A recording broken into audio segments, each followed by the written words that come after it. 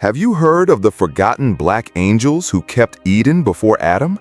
This revelation is so mysterious and shocking that it can completely transform the way you see the creation and the secrets hidden in the Bible. Imagine a time before the human being, a time when heavenly beings, unlike anything we know, were in charge of protecting the most sacred place ever, the Garden of Eden. Who were these guardians? Why were you chosen for this divine mission? And even more disturbing, why did most people have never heard of them? The truth is that throughout history, many apocryphal reports and writings have been ignored or forgotten, hiding amazing passages about these angels.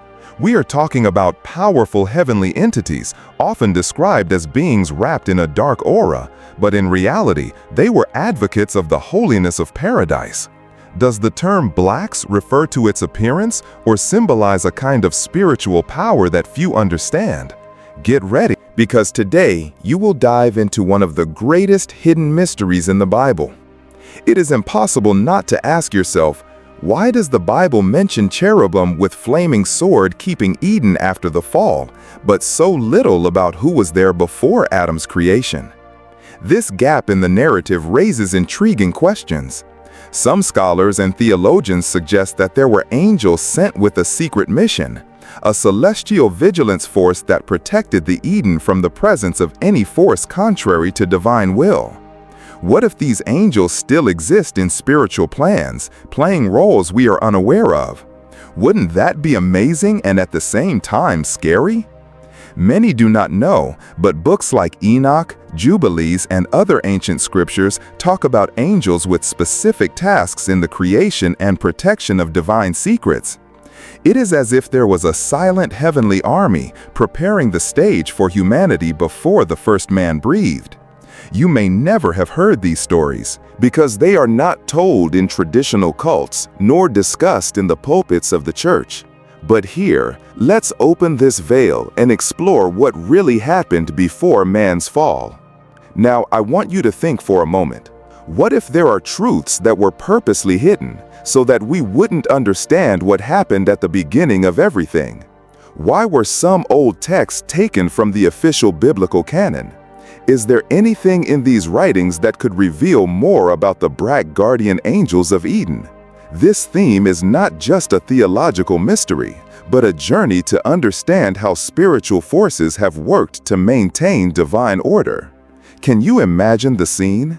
Eden, still pure, intact, protected by powerful angels, ready to dismiss any attempt at spiritual invasion. Angels that were not described with soft white wings and mild, but with an imposing force, perhaps even scary to human eyes.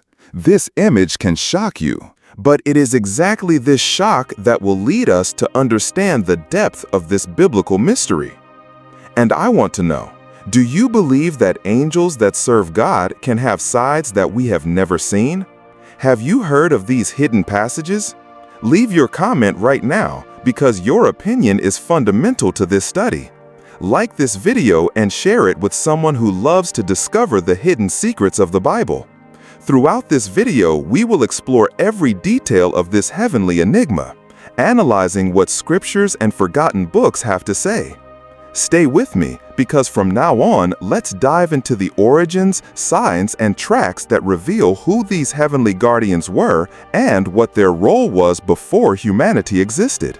What you will find out can completely change how you see God's creation and plans to Eden.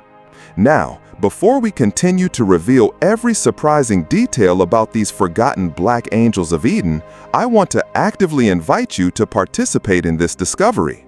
What do you think about it? Have you ever heard of the existence of these mysterious guardians before the creation of Adam? Share your opinion in the comments. I read each one of them, and your vision can add a lot to this deep conversation. It is very important that you like this video because it shows YouTube that this content is valuable and needs to reach more people interested in mysteries and Bible secrets. Also, subscribe now to the channel and activate the bell, because in the next revelations, we will dive even deeper into topics that almost no one speaks, but that can open your eyes to forgotten truths for centuries. Also, leave in the comments what you would like to find out about angels, Eden, and the hidden mysteries of Scripture. Its interaction is what maintains this community live and help us continue bringing exclusive and impactful content like this. From the beginning of creation, the Garden of Eden has always been portrayed as a perfect, pure, and untouched place, prepared by God to be the abode of man. But even before Adam stepping on that sacred soil, something much bigger happened there. The Bible gives us clues, and the apocryphal texts and ancient Bible studies reveal even more. Heavenly beings, unlike the angels we know, were assigned to protect the gates of Eden and ensure that nothing corrupted the perfection of the divine plan. Who were these guardians? What was their true mission? Why does almost no one talk about it? It is as if we were unexposing a story that has been purposely hidden for centuries. When we think of angels, most imagine light figures with white and serenest wings. However, there are reports that speak of dark, imposing-looking angels, lined with a glory that caused fear and respect. These are called by some black angel scholars, not because they were bad, but because their presence was wrapped in a deep mystery, something that the human mind has difficulty understanding. These angels were not ordinary messengers. They were powerful guardians, assigned to watch over the entrance of paradise and prevent any contrary spiritual force from approaching the place where God manifested His presence in a unique way. Imagine the scene. The newly created Eden, with crystal-clear rivers, leafy trees, and the glorious presence of the Creator filling the entire space. Now visualize, at the borders of this sacred garden, heavenly beings positioned as sentries. The Bible mentions in Genesis 3:24 that cherubim and a flaming sword were placed to keep the path of the tree of life after the fall of man. And before that? The sacred text does not detail clearly, but many believe that there was already a powerful angelic force ready to protect Eden from any interference. This raises an intriguing question. Who could threaten paradise if there was no man yet and sin had not entered the world? This question leads us to think of the heavenly rebellion, the fall of Lucifer and his angels. Did these guardians of Eden play a role in this spiritual war that occurred before the creation of man? Are they witnesses to the expulsion of the rebel angels? Or was your mission to ensure that no remnant of the heavenly rebellion contaminated Eden? The truth is that there are deep mysteries involving the presence of angels of justice and judgment who not only conveyed messages but also prevented any act of desecration against divine planes. The apocryphal writings, such as the Book of Enoch, speak of angelic hierarchies that the traditional Bible mentions little. In them, there are mentions to angels of fire, angels of war, and even hybrid beings of light and shadow that serve the highest purposes of God. These guardians may be the same ones who received the mission of protecting Eden until the man was created. Some reports suggest that they were like an invisible wall of protection, a spiritual barrier to prevent any kind of demonic invasion, mainly because, before the fall, the devil had already been expelled from heaven and sought ways to corrupt creation. Eden was more than a physical garden. He represented a meeting point between the divine and the terrene, a space where the glory of God manifested Himself in full. Therefore, it was natural to be protected with extreme zeal. Think to me, if today, even after the fall, there are angels sent to protect those who believe, as Psalm 91 says, imagine the magnitude of the heavenly beings sent to keep Eden, the most sacred place on earth. What if these angels had powers that we barely manage to imagine? What if they were directly connected to the will of the Creator, functioning as true guardians of divine presence? Another question that arises is, why are these stories not told? Is it because it would make us understand the grandeur of the spirit world in a way that challenges common theology? Many religious leaders avoid talking about these themes because they shake what has already been established as a simplified narrative. But the truth is that the spirit world is vast, full of mysteries, and angels have much larger roles than just delivering messages. They are warriors, protectors, executors of divine justice, and some of them were chosen to watch Eden before man came to the world. You may be wondering, why would God need guardians for something He Himself created? The answer may be in the way the spirit world works. God, in His wisdom, designates specific functions for His angels, as if they were pieces of a perfect army, each with a defined mission. These heavenly guardians, the forgotten black angels, they may have been designated to maintain order, to remove any rebellious presence, and prepare the scenario for the greatest event in human history, the creation of man in the image and likeness of God. No wonder so many scholars are dedicated to investigating these hidden stories. And each discovery is like a fragment of a puzzle that brings us closer to the truth. If you, like me, are thirsty to understand what the Bible does not explain directly, continue with me, because we are just starting to unravel this riddle. Are these angels still active in invisible plans, protecting places we didn't even imagine? Leave it in the comments if you believe in this possibility or have heard of these stories. Write, "I believe in the guardians of Eden, so I know that you have gotten here and you are as intrigued as I have these revelations." And you, do you think this story should be better known? Comment and share so that more people discover what almost no one says. His participation makes all the difference to maintain this research alive and helps us continue bringing powerful and revealing content like this.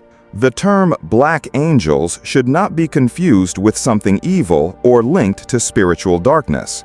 In fact, this expression originates in ancient reports, interpretations of apocryphal texts, and even in Jewish and Christian traditions that describe angelic beings in a different way from that classic image we have from angels with white tunics and mild bleeding.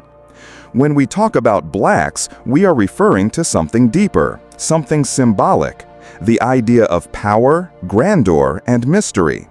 These angels were described as sentinels of the divine, beings who radiated such an intense force that they could be interpreted as shadows before the perfect light of God. It was not a darkness of evil, but a darkness of reverence, as if they were wrapped in an aura of judgment, justice, and authority. In the Old Testament, especially in texts such as Genesis and Exodus, we see references to angels who arise in an impactful, almost frightening way, bringing messages or performing divine judgments. Remember, for example, the angel who appeared to Balaam with a sword in his hand, ready to prevent the passage, or the angel that destroyed Assyria's armies with a single order. These were not delicate angels, but spiritual warriors of gigantic proportions. Now imagine a special category of angels placed by God to keep Eden even before the creation of man. They were not there to convey a soft message, but to protect the holy place on earth. This is why many scholars believe that these angels were different, with unique characteristics, which could even be interpreted as dark with human eyes, given the intensity of the power they carried. In the writings of the Book of Enoch, there are reports about angels that had specific roles and singular missions, often connected to the vigilance and protection of sacred places. This book, which was widely read by old communities but then did not enter the official biblical canon, speaks of angelic hierarchies and describes beings of impressive forms, some with fire appearance, some with huge wings, and faces such as lightning. It is possible that part of these descriptions is related to the angels who kept Eden, for it seems that their function was not only ornamental but active as true spiritual guards. And when we talk about guards, we imagine a firm posture, an imposing appearance, something that conveys respect and, at the same time, fear. Apocryphal traditions and ancient rabbinic comments also help us better understand this figure. In some interpretations, these angels were called watchmen, a reference to those who observed the world from the heavens, attentive to everything that could threaten the harmony of creation. Some of these watchmen are cited as responsible for maintaining order and preventing rebellious forces, such as the legions of fallen angels, invading the space that God had reserved for the manifestation of His glory. This idea of constant and silent surveillance is fascinating. Imagine an invisible army formed by angels of authority positioned around Eden as protective columns, each prepared to act to the smallest threat sign. It is an image that makes us understand why the term blacks carries this notion of depth, of strength almost incomprehensible to us. It is interesting to note that in some ancient cultures, black or darkness did not necessarily symbolize evil, but the mystery, the hidden power, and the reverence for the divine. In the view of some theologians, these angels were like the shadow of God's own righteousness, a manifestation of the seriousness of His plan for humanity. They were there to make sure nothing, absolutely nothing, interrupted the original purpose of the Creator. And that, thinking of something even deeper, if God put such guardians in Eden, it is because there was already the possibility of evil interference in the spirit world. Lucifer had already fallen, had already become Satan, and his demons were already looking for breaches to corrupt the creation. Thus, the black angels of Eden were like sentinels of purity, true spiritual walls. This narrative becomes even more intriguing when we connect the Old Testament descriptions with the visions of prophets and patriarchs. When Daniel had visions of angels, he described them as scary beings, with faces shining like the sun and eyes like torches. John in Revelation also described such impressive angels that it fell as dead before them. These biblical passages show us that angels are not only kind figures, but also warriors who inspire reverence. And if these angels we see in the Bible are so powerful, imagine those who have received the task of protecting Eden's garden before Adam. Their function was so strategic that it is impossible not to ask yourself, why were these details lost in history?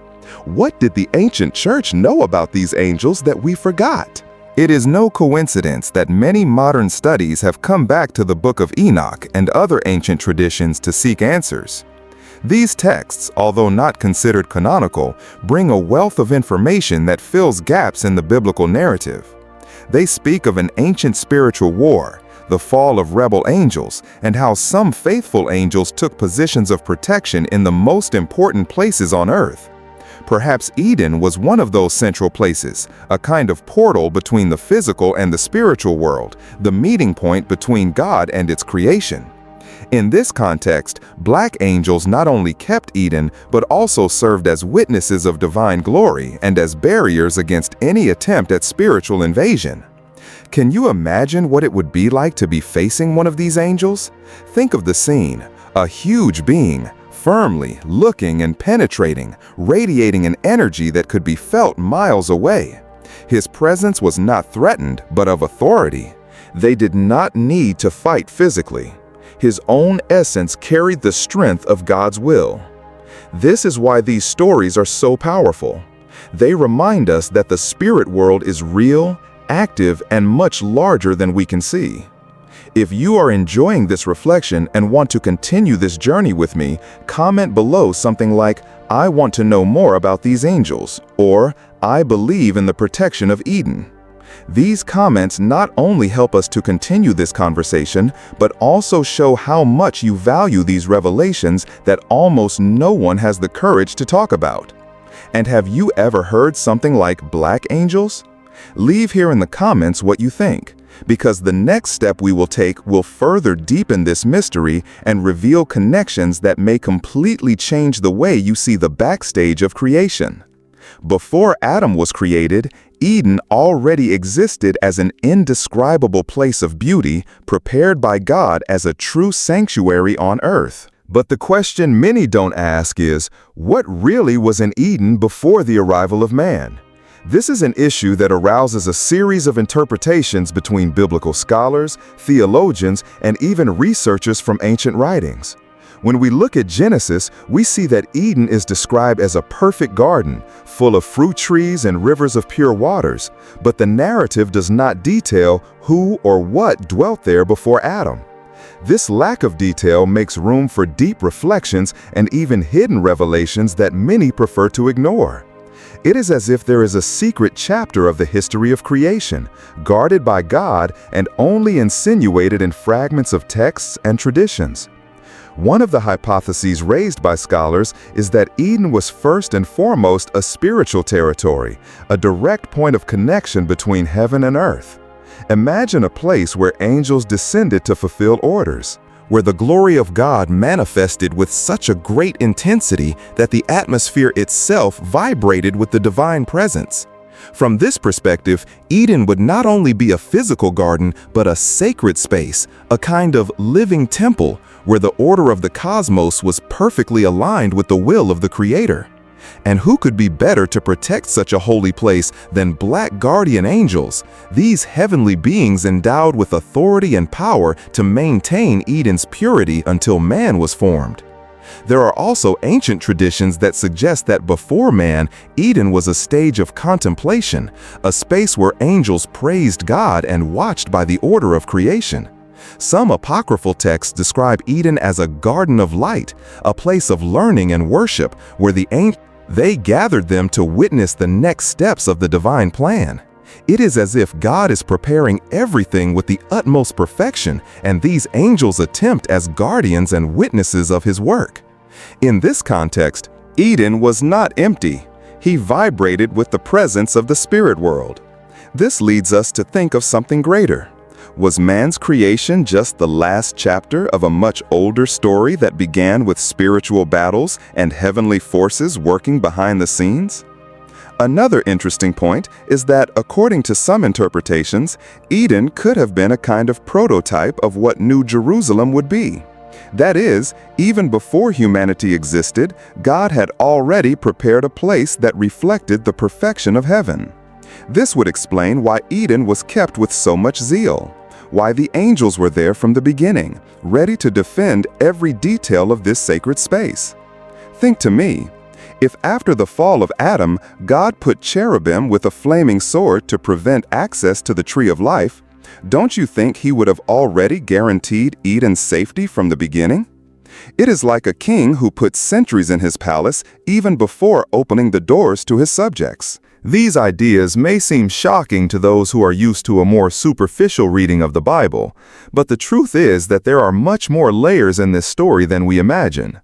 Scholars who deepen in texts such as the Book of Enoch or ancient Jewish traditions claim that there were heavenly hosts acting in Eden, not only as guardians but also as executors of God's orders on earth.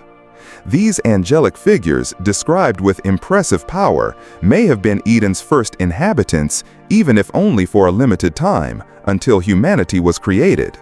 Now, let's reflect on something even more intriguing. Why are these reports not widely publicized?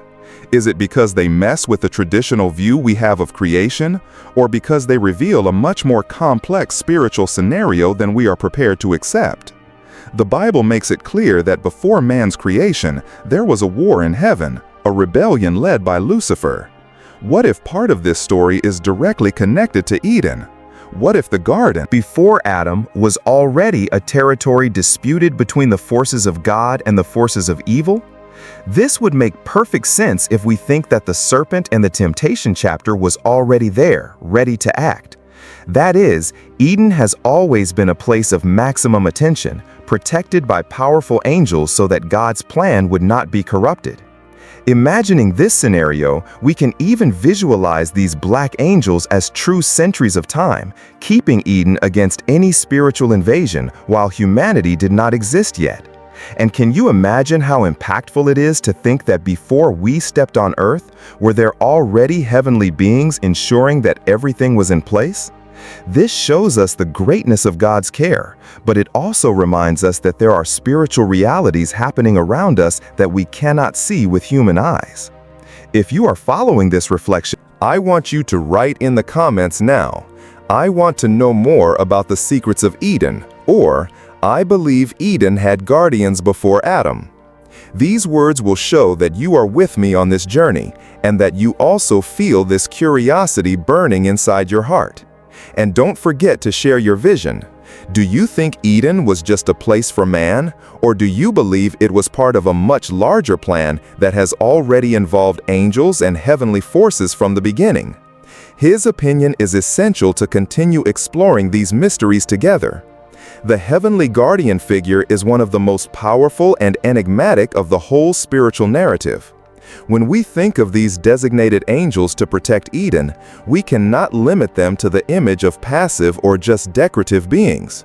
They were true instruments of divine righteousness, a living force that carried in themselves both the light of God's presence and the severity of His judgment. This duality between light and shadow is not a sign of contradiction, but a perfect representation of what a guardian needs to be: the embodiment of mercy and, at the same time, the power that maintains order in the spiritual universe.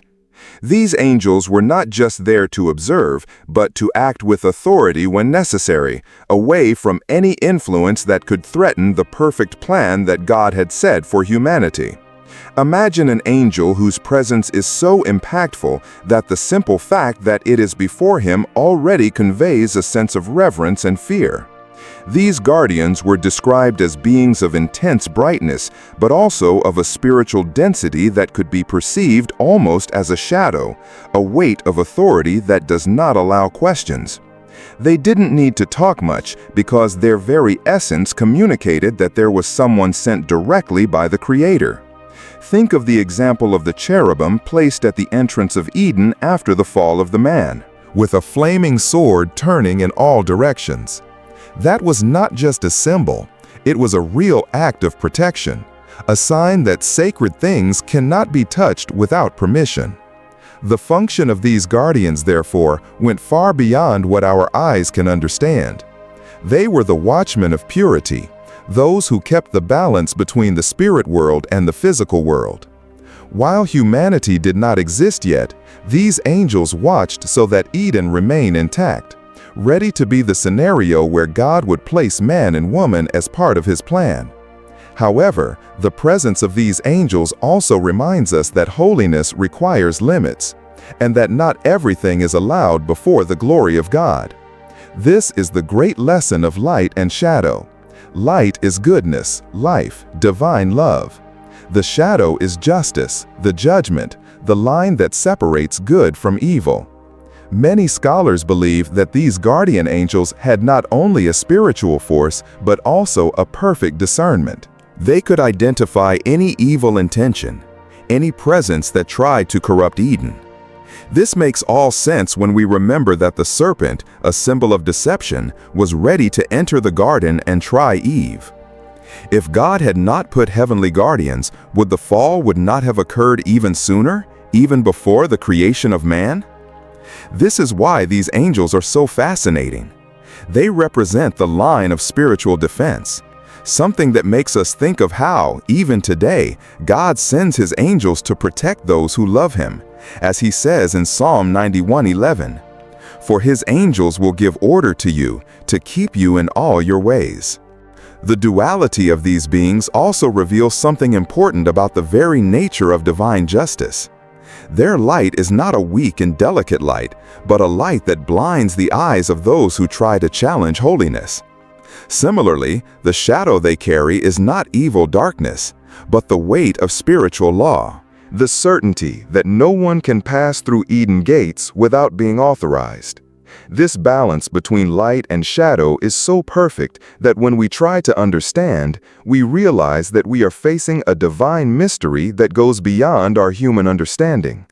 It is not about thinking about these angels as good or bad, but as righteous, as representatives of God's authority. Visualize for a moment one of these guardians standing before Eden, with a look that crosses everything around you. His firm posture is not just to intimidate, but to protect, to ensure that God's plan follows how it was outlined. The light that emanates from it is the manifestation of heavenly purity, while the shadow that seems to envelop it represents the limit imposed on those who dare to challenge what is sacred.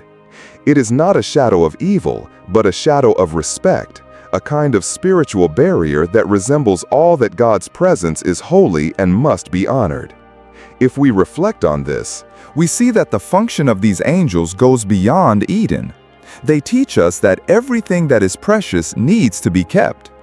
Just as Eden needed to be protected until man was ready, we also have areas in our lives that need this spiritual protection. How many times have you felt that you have been stored from something bad, as if there was an invisible force taking care of you? Perhaps this is a reflection of the same principle that acted in Eden, a manifestation of God's care through His angels. These guardians also invite us to a deep reflection on how we deal with the sacred today. Do we recognize the importance of protecting what is pure and true? Or does we often let external influences contaminate what we have the most valuable? When I look at this story, I can't help thinking that the role of angels in Eden is a powerful reminder that good always requires vigilance. They were there not only as warriors, but as symbols of spiritual discipline, commitment to what is eternal. Have you ever wondered how these angels, with their light and shadow, still have something to teach us? Do they somehow represent the struggles we face today between light and darkness within us?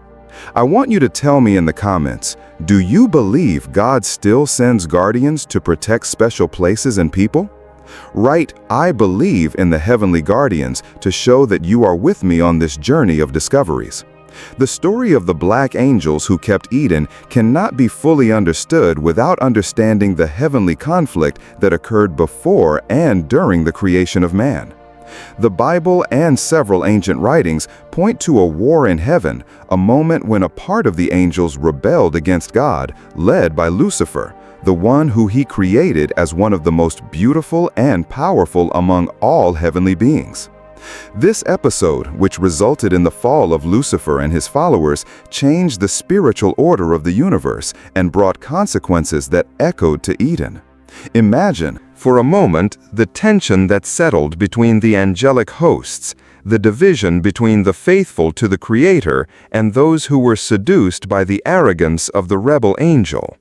It is in this context of war that the guardians of Eden gained even more importance, because their mission was not only to protect a physical place, but also to maintain the holiness of a territory that could be the target of spiritual attacks. Many scholars claim that the fall of Lucifer was motivated by pride and ambition, a desire to be just like God. When he and his angels were expelled from heaven, the spiritual battle is not over. On the contrary, she just changed the field. Satan and his legions of fallen angels have tried to corrupt God's creation, seeking ways to interfere with the divine plane. And this is where Eden's black angels come into play, like a protective barrier against any attempt at evil invasion. They were prepared to face these rebellious forces, because they knew that the enemy would not rest until a breach. And you? Have you ever wondered how much it makes sense when we look at the serpent narrative in Eden? It was no coincidence that she appeared there, as a deceiving force, trying to distort God's word and seduce humanity to sin. But what would have happened to these guardians after the entry of sin into the world? Did they stay at Eden, or their mission ended at that time? Some old texts suggest that the fall of humanity was not just an isolated episode, but part of a larger battle that was already happening. When Adam and Eve disobeyed God, Eden ceased to be the same. Sin brought a rupture, and the direct presence of God, which manifested itself in the garden, was veiled.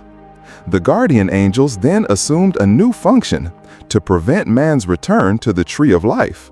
This is mentioned in Genesis 3:24, when God puts cherubim and a flaming sword to protect Eden's entrance. However, we can imagine that part of these angels continue to play important roles in spiritual history, perhaps acting as messengers or warriors in the fight against evil forces. Another intriguing aspect is to think if some of these black angels could have been tempted by Lucifer's rebellion. Has there been divisions among them? Were some remained faithful and others seduced by the empty promises of the fallen angel?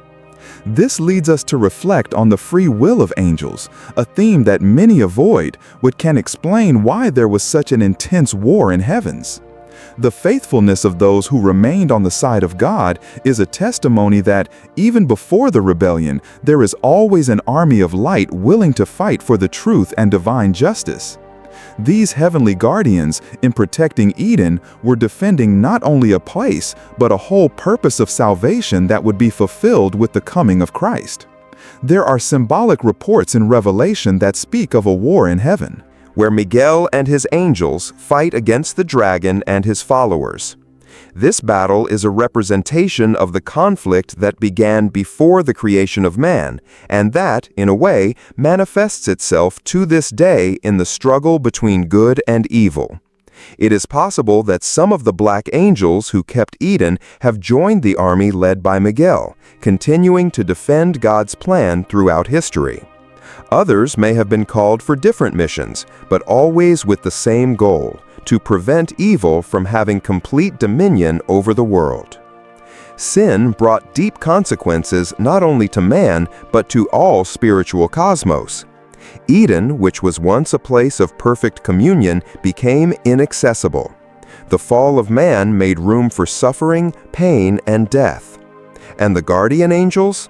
We can imagine that they watched all this with a mixture of sadness and determination. Sadness to see creation moving away from the Creator, but determination to continue fighting the dark forces. They knew that God's plan was greater, and that even in the face of the fall, there would be redemption. These angels represent, to this day, the strength of heaven against any form of spiritual corruption.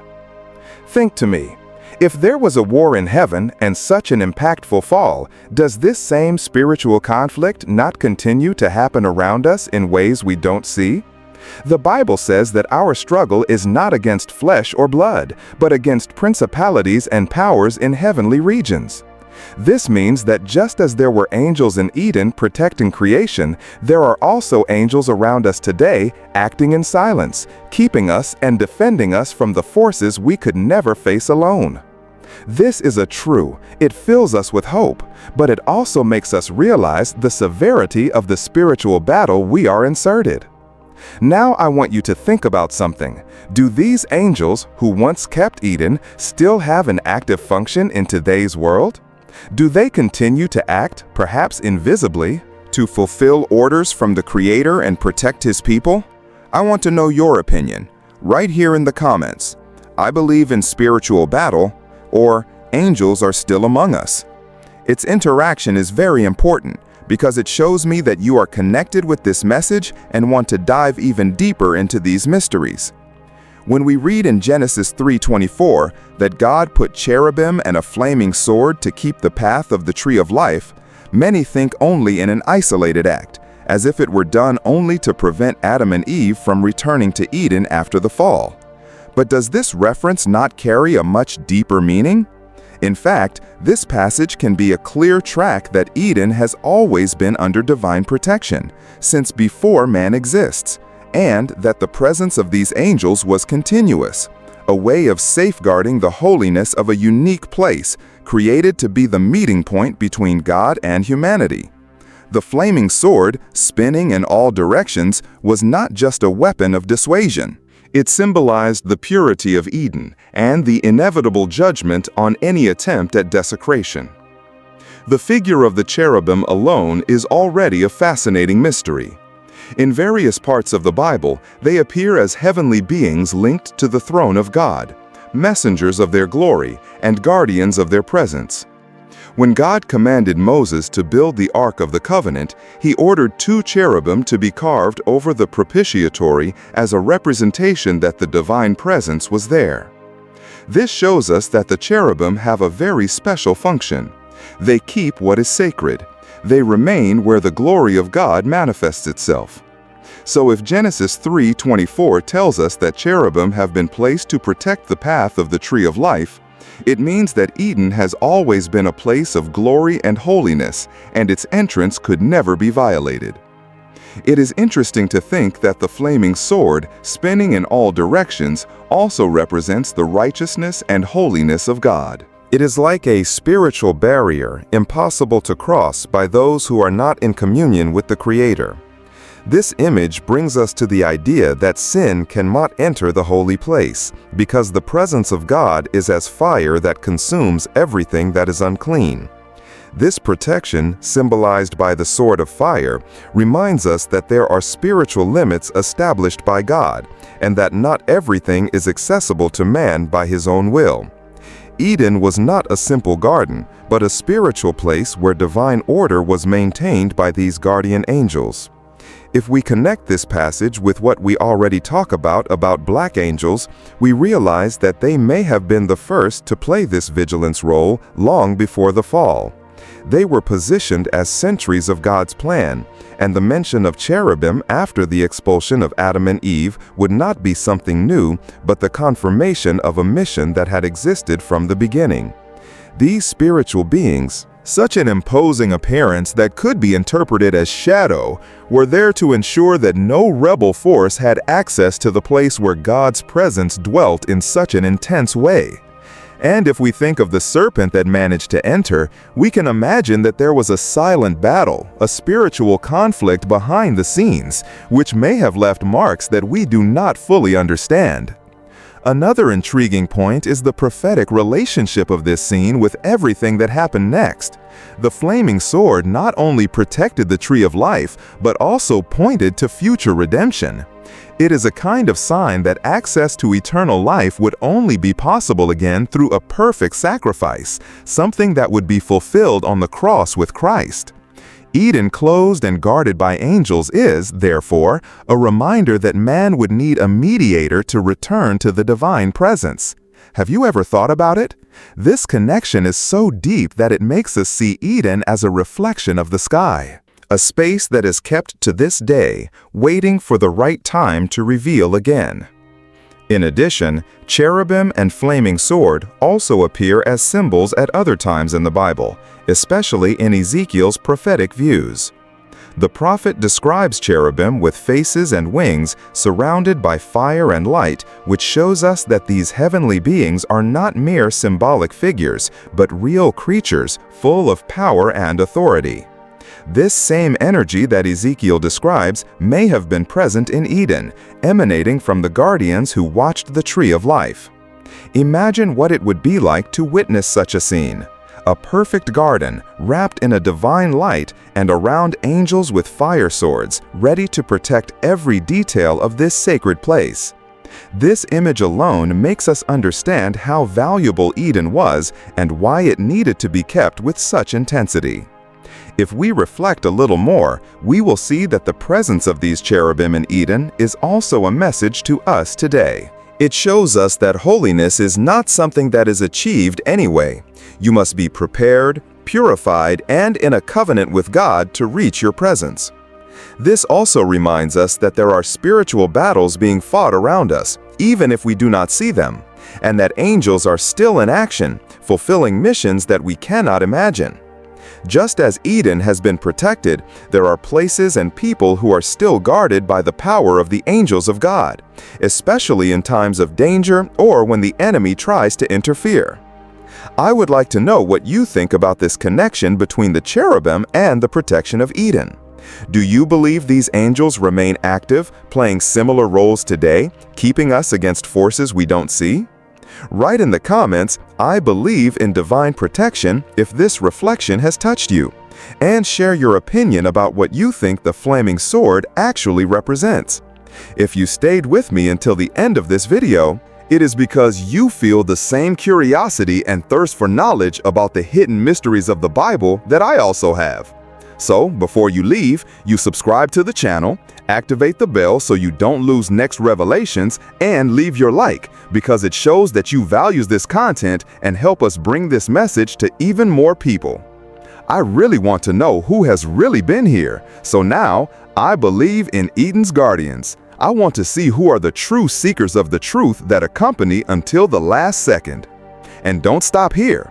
Watch the next video that is appearing on the screen right now, because there I will reveal even more surprising secrets that can completely transform the way you see the spirit world. Let's go together on this journey.